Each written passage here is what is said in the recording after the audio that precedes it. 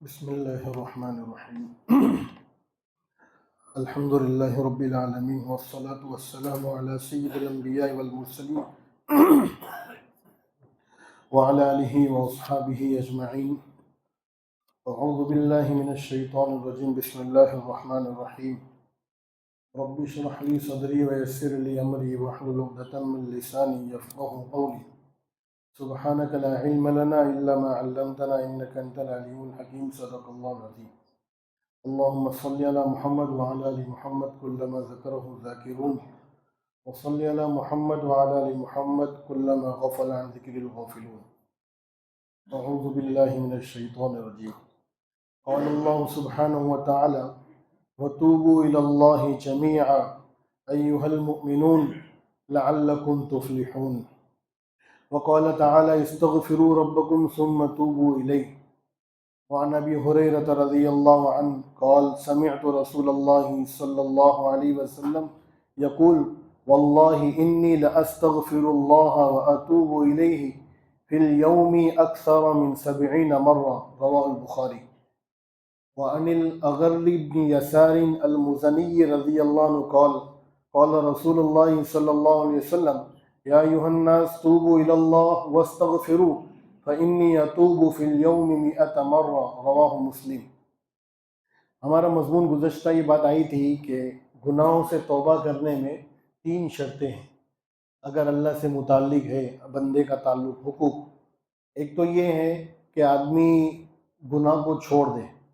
Number 2، اس کام جو کیا اس پر شرمندگی. نمبر 3، آئندہ نہ کرنے کا پورا ارادہ ہو. اور بندوں کے حقوق ہے تو چوتھی شرط یہ ہے کہ آدمی ان حقوق کو ادا کرے. اب قرآن کریم کی آیت ہے، اللہ کہہ رہے ہیں سارے لوگوں، اے ایمان والو، تم سب کے سب توبہ کرو، اللہ تمہیں کیا کرے گا؟ کامیاب کر دے گا. ایک یہ ہے ایک روایت قرآن کریم کی آیت: استغفروا ربکم، تم اپنے رب سے استغفار کرو پھر توبہ کرو. اور ایک قرآن کریم کی آیت ہے: اے ایمان والو، تم اللہ سے سچے دل سے توبہ کرو، جھوٹی موٹی توبہ نہیں چلے گی. توبہ کرنے کے جو فوائد ہے، استغفار کرنے کے جو نتیجے ہیں، میں انشاءاللہ یہ ختم ہونے کے بعد بتاؤں گا. قرآن کریم میں اللہ نے کتنی چیزیں بیان کی، بڑی عجیب چیزیں ہیں، وہ انشاءاللہ اپنے موقع پر آئیں گی. حضرت ابو ہریرہ رضی اللہ عنہ روایت کرتے ہیں کہ حضور صلی اللہ علیہ وسلم سے انہوں نے سنا کہ اللہ کے نبی کہتے ہیں کہ میں اللہ سے استغفار اور توبہ کرتا ہوں دن میں 70 سے زیادہ مرتبہ. کون کہہ رہے ہیں؟ حضور اکرم صلی اللہ علیہ وسلم. کیا فرما رہے ہیں؟ میں دن میں 70 سے زیادہ مرتبہ اللہ سے توبہ کرتا ہوں. مسلم شریف کی روایت ہے کہ لوگوں توبہ کرو، استغفار کرو، میں دن میں 100 سے زیادہ مرتبہ استغفار کرتا ہوں. پہلا سوال تو یہ ہے کہ اللہ کے نبی علیہ الصلوۃ والسلام کے بارے میں قرآن کریم کی آیت ہے کہ ہم نے تمہارے اگلے پچھلے سب معاف کر دیے. حالانکہ نبی تو معصوم ہوتے ہی گناہ سے، لیکن اللہ نے معاف کرنے کا اعلان کر دیا. وہ کیوں کیا، وہ ایک مضمون الگ ہے. گناہ معاف ہے، سب کچھ ایک دم، پھر بھی اللہ کے نبی استغفار کر رہے، توبہ کر رہے. تو علماء نے اس کی وجہ یہ بیان کی ہے کہ عملی نمونہ پیش کیا امت کے سامنے. سمجھ ماری بات؟ ایک آدمی بولے لیکن خود کا عمل اس پر نہیں ہو تو بات اثر نہیں کرتی. آدمی عملی نمونہ پیش کرتا ہے، پریکٹیکل. تو اللہ کے نبی علیہ السلام نے فرمایا میں 100 مرتبہ استغفار کرتا ہوں. ہم تو سرابہ گنہگار ہیں، صبح سے شام تو کوئی لمحہ گناہ کے بغیر نہیں گزرتا، لیکن استغفار کرنے کی نوبت نہیں آتی، توبہ نہیں کرتے ہم لوگ. اگر کرتے بھی تو استغفر اللہ استغفر اللہ استغفر اللہ استغفر اللہ استغفر اللہ، کاؤنٹنگ پوری ہو گئی، تعلیم ہو رہی استغفر اللہ استغفر اللہ استغفر اللہ. باتیں کر ہاں بھائی چائے پیا تھا استغفر اللہ، کھانا کھایا تھا استغفر اللہ، پانی پیا تھا استغفر. ہوتا ہے کہ نہیں ہوتا؟ ایمان داری ہوتا ہے. بڑے اہتمام کے ساتھ استغفار کرنا چاہیے، توبہ کرنا چاہیے، سوچنا چاہیے کہ اللہ تو اتنا بڑا ہے، میں اتنا گندا ہوں، مجھے معاف کر دے. یہ کثرت سے ایک تو کرتے ہی نہیں ہیں، اور کرتے ہیں تو یہ حال ہے ہمارا کہ کاؤنٹنگ کسی طریقے سے پوری ہو جائے. بس ہمارا مقصود کاؤنٹنگ برا کرنا نہیں ہوتا. آدمی استغفار کرے اہتمام کے ساتھ، قبلے کے سامنے قبلہ روح ہو کر بیٹھے اور ایسا دھیان ہے کہ میرے ایک گناہ تھے، اللہ مجھے معاف کر دے، اللہ مجھے معاف کر دے. تو آدمی کے اندر کیفیت پیدا ہوتی ہے. اس طریقے سے کثرت سے کیا کرنا چاہیے؟ آدمی کو اپنے گناہوں کی معافی مانگنا چاہیے.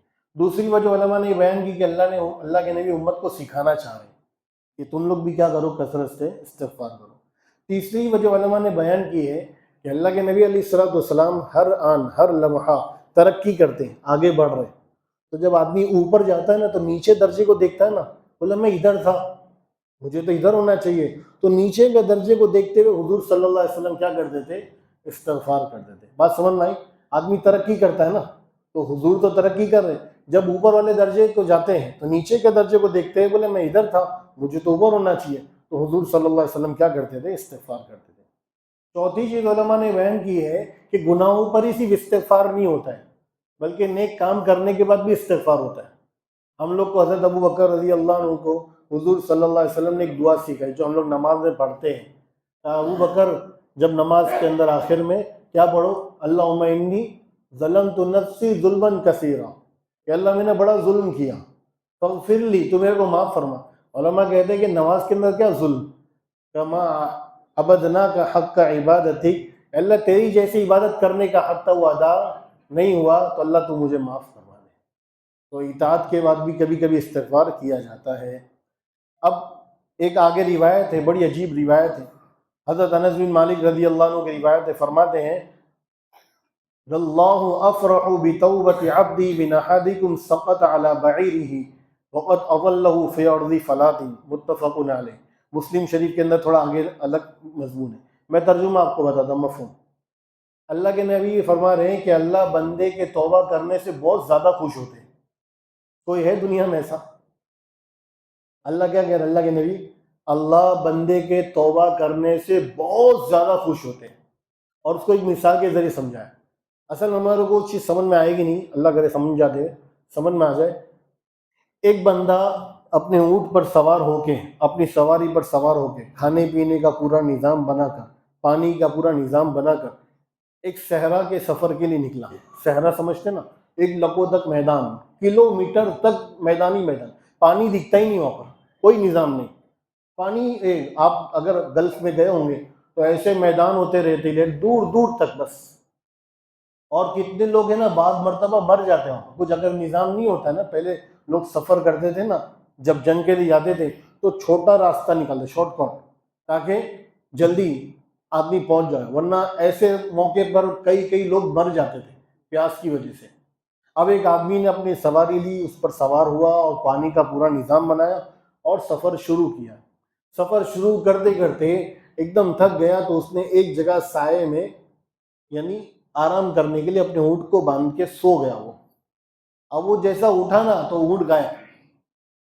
اب اونٹ غائب ہونے کا مطلب کلومیٹر تک پانی نہیں، کوئی کھانے کا نظام نہیں، کوئی موبائل نیٹ ورک ہی نہیں، کچھ ہے ہی نہیں. اب وہ ادھر ادھر بھاگا ڈھونڈا. اب زیادہ بھاگے گا گرمی میں تو پیاس اور لگے گی، تو مایوس ہو کر درخت کے نیچے آگے بیٹھ گیا. بولا اب تو مرنا ہی ہے تو یہیں بیٹھ کے مر جائے، کیا کو تھکا کر اپنے تھوڑا اور زندگی مل جائے گی. ایک دم مایوس ہو گیا زندگی سے، کچھ نہیں امید ہے، کوئی امید ہی نہیں اس کے پاس، اب ختم. ہوتا ہے نا بعض مرد اپنی زندگی سے مایوس ہو جاتا ہے، ایک دم مایوس ہو کر واپس آگے بیٹھ گیا. اب وہ زندگی ختم ہو گئی، سب کچھ ایک دم کچھ امید ہی نہیں ہے، وہ سو گیا. اب وہ جب سو گیا تو جب آنکھ کھلی اس کی تو اونٹ واپس وہیں موجود تھا. تو بندے کی کتنی خوشی ہوگی بندے کو. وہ اتنا خوش ہوا، اس خوشی میں اس کی زبان سے نکل گیا اے میرے بندے میں تیرا کتنا اچھا اللہ ہوں. زبان سے کیا نکلا؟ اے میرے بندے میں تیرا کتنا اچھا رب ہوں کہ مجھے یہ چیز مل گئی. خوشی کے اندر الفاظ جیسے گلت نکلے. تو اللہ کے نبی علیہ السلام فرما رہے یہ بندے کو جتنی خوشی ہوئی نا اس سے کہیں زیادہ خوشی اللہ کو اپنے بندے کے توبہ کرنے پر ہوتی ہے. اچھا اللہ کی خوشی اور بندے کی خوشی کا کوئی تعلق ہی نہیں پچھلے، لیکن سمجھانا چاہ رہے کیونکہ مثال کے ذریعے بات جلدی سمجھ میں آتی ہے کہ اللہ کہہ رہے میرا بندہ جب میرے پاس لوٹ کر آتا ہے نا، وہ ایک حدیث ہے قدسی کے اندر ان اتانی یمشی اتیت ہر ولتن، تم چل کر آؤ گے میری رحمت دوڑ کر آئے گی. من اتانی اتیتہ ہر ولتن، ایک حدیث ہے من اتانی تلقیتہ من بعید. آپ نے دیکھا ہوگا جب ہمارا چھوٹا بچہ چلنا سیکھتا ہے نا تو ہم لوگ اس کو چلاتے ہیں تو وہاں کھڑا کر دیں اور وہ ایک قدم چلتا ہے اور گرنے کے قریب ہوتا ہے تو آدمی کیا کرتا ہے؟ آگے بڑھ کے اس کو تو اٹھا لیتا ہے. تو اللہ کہہ رہے من اتانی یمشی، جو چل کر آئے گا نا تلقیتہ من بعید، دور سے اٹھا لوں گا میں اس کو. اور بندہ ہے کہ وہ آنے کو تیار نہیں ہے. میں نے اس سے پہلے ایک فقیر کا واقعہ سنایا تھا کہ وہ چوراہے پہ کھڑا ہے اور رو رہا ہے. لوگوں نے کہا بھائی روتا کیوں ہے؟ بولے وہ ماننے کو تیار ہے، یہ لوگ ماننے کو تیار نہیں. اور تھوڑے دن کے قبرستان دیکھا تو قبرستان میں کھڑا ہے اور وہ ہنس رہا ہے. بولے کیوں ہنس رہا ہے؟ بولے وہ یہ لوگ تیار ہیں منوانے کے لیے، معاف کر دو، لیکن اب وہ منع کر رہا کہ ٹائم چلا گیا. موقع دیا اللہ نے دنیا کے اندر. تو یہ اللہ تعالیٰ فرما رہے ہیں نا، ان اللہ هو يقبل التوبۃ عن عبادہ. اللہ کہہ رہے اللہ ہی ہے جو بندے کی توبہ قبول کرتا ہے، اور دنیا میں کوئی ایسا نہیں ہے جو معافی کو بار بار قبول کرے. اور عجیب بات، اللہ کی نظام ایسا ہے کہ آدمی اپنے راز کی باتیں جب اللہ کے سامنے کہ اللہ میں نے یہ کیا تو معاف کر دے، اللہ میں نے یہ کیا معاف کر دے. خدا کی قسم کھا کے کہتا ہوں اللہ کسی کو بتاتا بھی نہیں کہ کتنا گندا بندہ ہے. ہم میں سے کون کیسا کیسا ہے سب معلوم اللہ کو، لیکن اللہ کی رحمت پر قربان جائیے کہ وہ اللہ آج تک میرے بارے میں آپ کے بارے میں کسی کو بھی نہیں بتایا کہ یہ کیسا بندہ ہے، چھپا کے رکھا ہے. اس اللہ کے سامنے معافی مانگنے میں شرم آتی ہے، ہمارے کو ہاتھ اٹھانے میں شرم آتی کہ اللہ معاف کر دے. وہ اللہ ایسا ہے، وہ انتظار میں ہے کہ آؤ میرے پاس، میں تمہارا انتظار کر رہا ہوں. آگے حدیث ہے، عجیب حدیث ہے، اللہ کے نبی نے فرمایا. تو ہمیں ایسا، ہم لوگ اللہ سے معافی نہ مانگے، کتنی عجیب بات ہے. تو اللہ سے بار بار معافی مانگنا، یہ شیطان کی چالیں ہوتی ہیں، آگے بتاؤں ہمیں. تیسری حدیث ہے، اچھا اس میں جو اس نے غلط جملہ بول دیا نا کہ میرے بندے میں ذرا کتنا اچھا ہوا، تو یہ تو غلط بات ہو گئی، لیکن وہ اس کی ذہنی سطح پہ اور خوشی کے اندر غلط جملہ نکل گیا. تو غلط جملے پر پکڑ نہیں، غلط جملے پر پکڑ اگر جان بوجھ کے بولے تو الگ مسئلہ ہے، لیکن غلطی سے نکل گیا تو کوئی پکڑ نہیں ہے. میں بہت مختصر کر رہا ہوں. ایک حدیث ہے حضور صلی اللہ علیہ وسلم کی، ابو موسیٰ اشعری رضی اللہ عنہ فرماتے ہیں ان اللہ تعالی یبسط یدہ باللیل. اللہ تعالیٰ رات کو ہاتھ پھیلاتے ہیں، کیوں؟ لیتوب مسیء النہار، صبح کا گنہگار رات کو آ جائے. کوئی ہے ایسا کہ ہاتھ پھیلاوے آؤ میرے پاس میں تمہیں دے دوں؟ دنیا کا سخی بھی ایسا نہیں ہے، ان کے پاس بھی ٹائم ہے کہ اتنے بجے اپلیکیشن دیں گے تو ہم تمہاری قبول کریں گے. رات کو 12 بجے بولے بھائی مجھے کچھ پیسوں کی ضرورت ہے، بہت پھنس گیا ہوں، وہ آدمی تو اٹھائے گا نہیں، سائلنٹ پہ رکھ دے گا، فلائٹ موڈ پر کر دے گا، اور اٹھائے بولے ارے یار یہ تو بس وہی چالو کر دے گا اپنی کیسٹ پوری، اور مانگنے کے لیے پیسہ مانگے گا، نہیں دینا مجھے ابھی فی الحال، بعد میں آنا، دکان پر آنا، اتنے ٹائم پہ آنا، یہ کرنا. کتنا دھکا کھلاتے ہیں. وہ اللہ خود ہاتھ پھیلا رہا ہو میرے بندے صبح کے گنہگار ہو رات کو آ جاؤ. آگے فرما رہے وَيَبْسُطُ يَدَهُ بِالنَّهَارِ، دن میں ہاتھ پھیلاتا ہے تاکہ رات کا گنہگار آ جائے. توبہ کے لیے کوئی ٹائم نہیں ہے. دنیا والوں کے یہاں پر اپلیکیشن دینے کے لیے ٹائم ہے، آف لائن ہے بھی، سرور ڈاؤن چل رہا ہے. اللہ کا کوئی سرور ہی نہیں ہے، ہمیشہ کھلا ہوا ہے، آؤ تو صحیح. یعنی آپ دیکھو کیا ترجمہ اللہ نے کیا، اللہ ہاتھ پھیلا رہے ہیں. یعنی اللہ تعالیٰ بتا رہے کہ میں سخی ہوں، بخیل نہیں، میں تمہارے کو بلا رہا ہوں، آ جاؤ میرے پاس. اور اللہ کی رحمت، اللہ بتا رہے کہ میری رحمت تو صبح شام ہر جگہ ہے. یہ نہیں کہ آپ ابھی پریشانی میں آ گئے، ابھی نہیں، آپ کی دعا ابھی قبول نہیں ہو سکتی، آپ کو اس نے ٹیمپری دعا مانگنی، نہیں، کچھ نہیں ہے. جگہ چوٹ لگی، گاڑی چلا رہا تھا، دھکا لگا، کچھ ایک دم اٹک، ارے بولے بھائی اللہ معاف کر دے، غلطی ہو گیا، آئندہ نہیں کروں گا، اللہ قبول کر لے گا. اللہ قبول کر، جھٹکے دیتے نا اللہ کبھی کبھی، اور آپ نے معافی مانگ لی نا تو اللہ قبول کر لے گا. اللہ نہیں کہہ رہا ابھی کیوں، جھٹکے دینے کے بعد آ گیا نا میرا بندہ، آنے دو، آ رہا ہے. اللہ خوش ہوتے ہیں. بعض روایتوں میں پڑھا تھا بہت پہلے، وہ کہا تھا کہ اللہ کیا چراغاں ہوتا ہے، خوشیاں منائی جاتی ہے، وہ بندہ آ گیا میرے پاس. بولے وہ دنیا والوں، اگر ایک آدمی سدھر کر آوے نا، بھائی عید کا چاند نکل گیا بولا آج تو. ایک آدمی مسجد کے پڑوس میں رہتا تھا، اس نے 27 سال کے بعد مسجد کے اندر آیا، وہی جماعت کا ہاتھ لگ گیا ہوگا، آ گئی ہمت. اب وہ ایسا وضو کرنے کے لیے بیٹھا اور چہرہ دھونے کے لیے ایسا اٹھایا اور پانی چہرے پہ مار رہا تھا، اتنے بولا او بھائی آج چاند کیسے نکل کر آیا. وہ وہیں چھوڑا، واپس چلا گیا.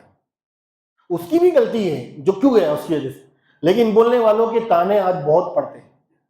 آدمی اپنی زندگی کو چینج کرنا ہی نہیں چاہتا، بولے کیا کرے، کرنے سے پہلے بھی برے، کرنے کے بعد بھی لوگ تانا دیتے ہیں. وہ اللہ نہیں تانا دیتا، وہ اللہ تو بولتا، وہ ہمارے بولتے ہیں نا 100 چوہے کھا کے بلی حج کو چلی. اللہ کہتا ہے آئی تو صحیح، آئی تو صحیح توبہ کرنے کے لیے. یہ دنیا والے ہیں، اللہ کبھی تانا نہیں دیتے. تو اللہ کہتے ہیں کہ آؤ میرے بندو، میں تمہارے کو کیا کروں گا؟ قبول کروں گا. ایک حدیث ہے حضور صلی اللہ علیہ وسلم کے، اللہ کے نبی فرماتے ہیں من تاب قبل ان تطلع الشمس من مغربها تاب اللہ علیہ. ہاں ایک وقت ہے، بس وہی وقت تک اللہ توبہ قبول کریں گے، اس سے پہلے بند، پھر اس سے پہلے پورا ہے، لیکن وہ ٹائم آ گیا تو ختم. کب؟ کہا کہ قیامت کی نشانیوں کے ظاہر ہونے سے پہلے توبہ قبول. یعنی جب تک چیزیں غیب میں ہیں، چھپی ہوئی ہیں، توبہ قبول ہوگی.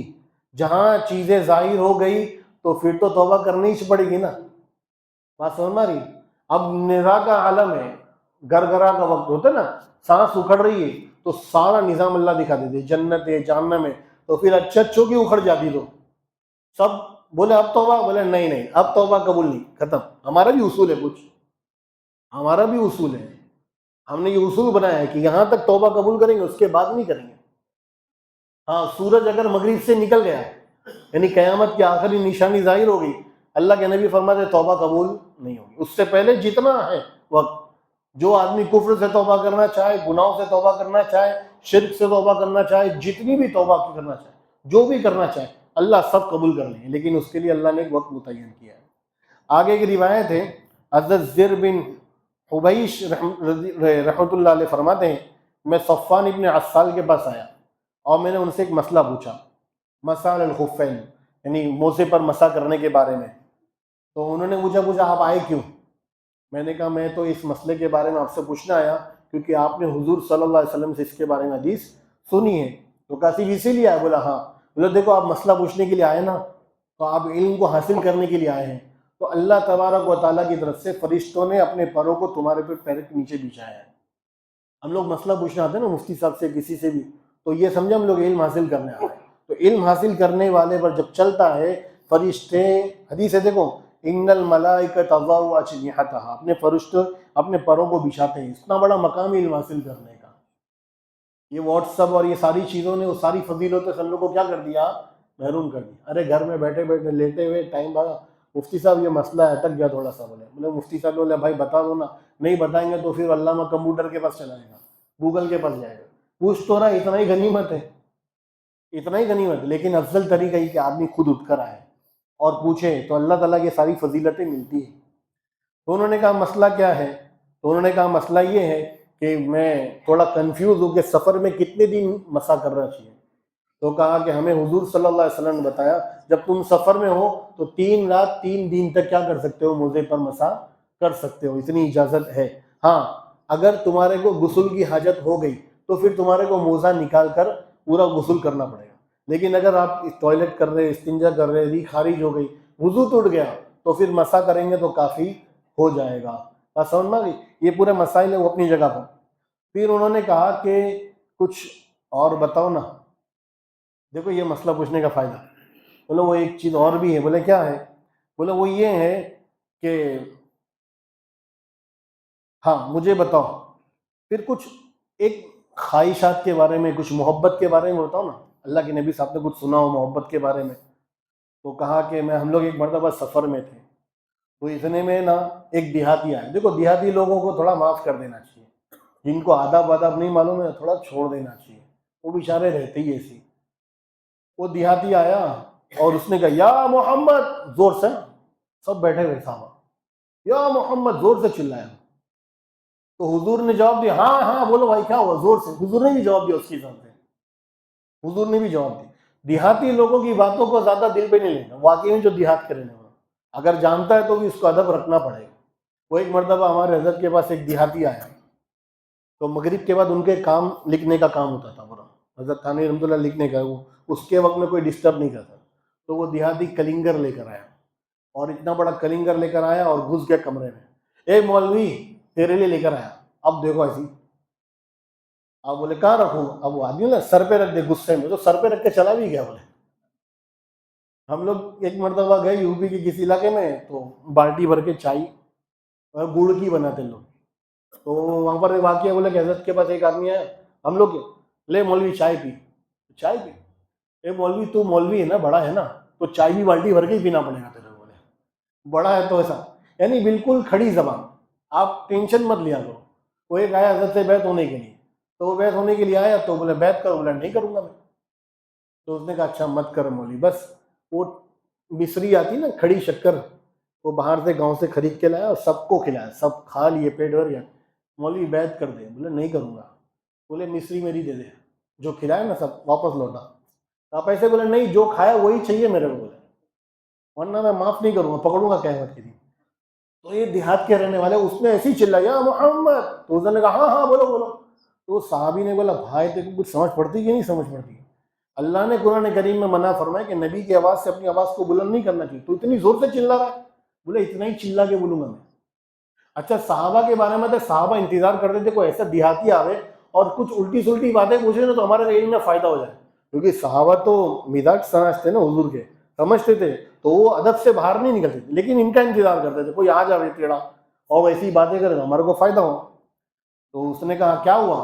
بولے اللہ کے نبی ایک آدمی کو کسی سے محبت ہے، کسی سے محبت ہے، لیکن اس کا عمل اس جگہ تک نہیں پہنچ رہا ہے، تو اس کا کیا حکم ہے؟ تو حضور صلی اللہ علیہ وسلم نے فرمایا المرء مع من احب یوم القیامہ، جس آدمی کو جس جماعت سے محبت ہوگی کل قیامت کے دن اسی میں اس کا حشر ہوگا.